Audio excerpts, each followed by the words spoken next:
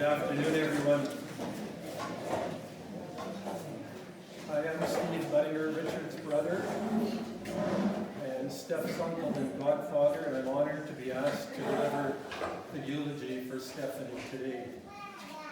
And I first want to thank Richard and Trina especially, who were instrumental, as well as the others, in providing information, some hidden details I didn't know about that helped make my job easier. I recently watched a video of an older brother who was giving the toast at his younger brother's wedding. And he began by saying, this will be short, I have to go to the bathroom. Unluckily for you, I just went to the bathroom. No promises. Stephanie was born on October 7th, 1981, around 2.5 months premature. She was due right around Christmas, but instead she spent the 2.5 months in hospital in the neonatal care in Saskatoon. And it wasn't until Christmas that she finally got home, or right around there. That began 3 times a week trips to Saskatoon for all kinds of therapy, which Richard said continued for around the next 6 years, and then on a lesser scale for years after that. As Richard was reminding me of this the other day, I thanked him for their innumerable trips to Saskatoon on Highway 5 over the years, because they'd had a good role in wearing that road out. They're finally redoing that miserable 40-mile stretch. It wasn't until Steph's second birthday that she was actually diagnosed with cerebral palsy, severe cerebral palsy. This reinforced the fact that Steph would never walk and would be completely dependent on others for her entire life. How fortunate it was that she was born into the family she was. In today's world, with ultrasound and the many ways that fetuses can be analyzed, how many Stephanies are never given a chance at life? Richard, Alice, and the girls accepted and cherished Steph and did everything they could to make her life as meaningful and normal as possible. Alice, who unfortunately can't be with us today, especially fought for her, researching the special ed scene and advocating strongly for Stephanie to be given the aids she needed to be able to attend school and to have a meaningful life. When Steph was young, she was subject to seizures. She had trouble sleeping unless she was rocked or carried. Trina told me that once when she was tired of carrying her, in frustration, she put her in a suitcase and dragged her around the house until she fell asleep. She said, then I put her in a closet and closed the door. Did I mention what a caring family she had? Steph attended school in Lake Lenore until grade 12. One exciting event in her life was when she received her electric wheelchair and she could start motoring up and down the hallway. Trina remembered a time when, shortly after the electric wheelchair arrived on the scene, there was a knock on her classroom door, and she was called to the door, and there was Stephanie and her aide, and they just motioned for her to follow them. So she said they went down the hallway to her, Trina's open locker, and she said Stephanie looked at her, looked at the locker, and said, messy, and then proceeded to motor down the hall.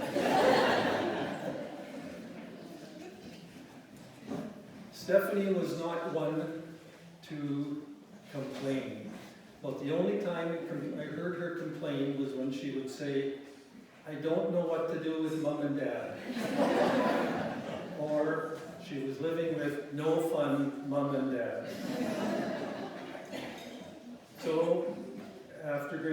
2012, she graduated from Lake Lenore and moved to a Luther care home in Saskatoon. About 2000, 2001, somewhere in there, I think. Special ed students are allowed to carry on their schooling until they reach the age of 21. So Steph attended grade 12 at high school at St. Joe's High School until she reached that age. Jan and I go to St. Augustine's School, or church in Saskatoon, and our parish worker is Jeff Farthing. And when he heard of Stephanie's death, he didn't think he knew Stephanie, but Trina and Brad Miller and their family are at our parish too. And in talking, he realized that he used to teach at St. Joe's, and he taught Stephanie and wanted to come, but he's got priorities at church tonight, so couldn't make it. When Stephanie went to Saskatoon, one of her first comments was that she was worried that her friends in Lake Lenore wouldn't remember her. Have a look. I don't think she should have been worried. One day at St. Joe's, she didn't show up for class. So, a bit worried, a few people started looking around, and they found her in kind of a secluded area of a hallway. And the aide asked her, "What are you doing?"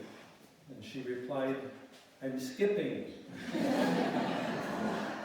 Me in trouble?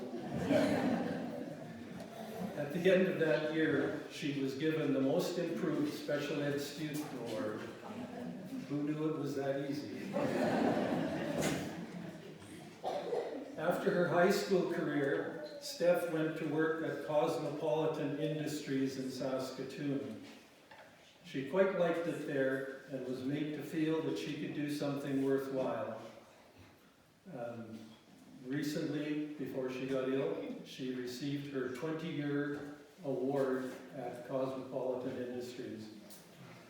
However, Friday, June the 13th, wouldn't you know it, 2014 was not a very lucky day for Steph. In the process of being loaded on a bus to go home, Steph's wheelchair rolled off the ramp, 4 or 5 feet high. Down she went with this heavy motorized wheelchair landing on top of her. She was rushed to hospital with broken bones and many injuries. She developed double pneumonia and was near death. The family kept vigil, and it became obvious that Steph knew how serious her condition was. I remember Sheila recounting Steph asking her, "Sheila, you come to my funeral?" Terry also had a story around that time. She was with Steph, and Steph asked her, "I go to see Jesus?" And Terry reassured her and said, "Yes, Steph, if you die, you will go to see Jesus." In the course of the conversation, Terry also mentioned that the care home that she was staying at had a barbecue every fall, and that the barbecue was coming up in the next while. And Steph said, "I go to the barbecue?" And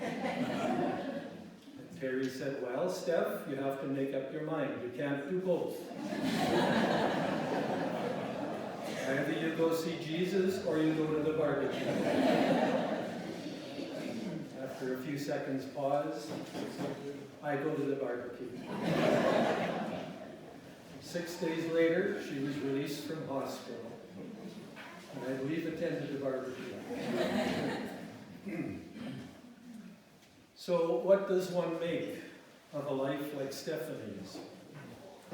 I know there are some people who view people with disabilities as a nuisance, even a waste of taxpayer dollars. Having watched how Stephanie, who needed so much, was surrounded by a family and community that gave her love and support, I can't help but think that her being among us allowed so many an opportunity to give without expecting anything in return. I believe that her parents, her sisters, and her helpers are better, more empathetic people because of her life. Steph was a gift. When I was in high school, I had the opportunity to work for a farmer philosopher, Ben Gerwing. Some of you may remember him. And I should just do an aside. Seeing Jack here reminded me of years ago. Our oldest brother, who isn't with us anymore, Butch, lived west of the town of Lake Lure, about 3 miles, and Jack lived about a mile further down the road. And they got into welding and stuff, and they would refine things for machinery and that. And one day at what we used to call the half-mile corner, which is, I'm not sure what it's called now, but a half-mile out of town going north, a sign appeared which had all the identification of Ben Goering behind it, and it had Butch and Jack's Manufacturing, welding, manufacturing, general diddling and tiddling.